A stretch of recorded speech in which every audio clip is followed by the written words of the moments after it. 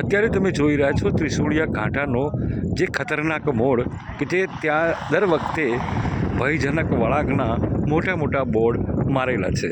અત્યારે આપ જોઈ રહ્યા છો કે આ એક ટર્નિંગ એવો છે કે જે ખરેખર ખૂબ જ ભયજનક ટર્નિંગ છે અને ત્યાં પથ્થરો વરસાદના કારણે ખુલ્લા પડી ગયા છે અને અહીંથી પસાર થતા વાહનો અને અન્ય પદયાત્રિકો ભાદરવી પૂનમનો હજી શુભારંભ જ છે અને અત્યારથી જ જો સરકાર આ બાબતે ગંભીરતા દાખવી અને અહીંયા રેલિંગ કે અન્ય કોઈ વસ્તુ બનાવે તો ખરેખર એક મોટી દુર્ઘટના થતી અટકશે.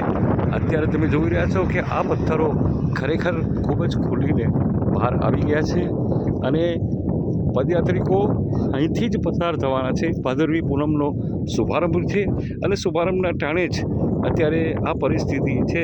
તો સરકાર દ્વારા સંપૂર્ણ રીતે વ્યવસ્થા કરવામાં આવી છે, પણ કંઈક જો કદાચ ન હોય તો સરકારશ્રી આ બાબતે ગંભીરતા દાખવી અને આ જે ટર્નિંગ છે અત્યારે આપ જોઈ રહ્યા છો કે અહીંથી ગાડીઓ પસાર થાય છે, પદયાત્રિકો પસાર થાય છે અને મા અંબાના ભાદરવી પૂનમના મેળામાં લાખોની સંખ્યામાં અહીંથી લોકો પસાર, પદયાત્રિકો પસાર થશે, વાહનો પસાર થશે.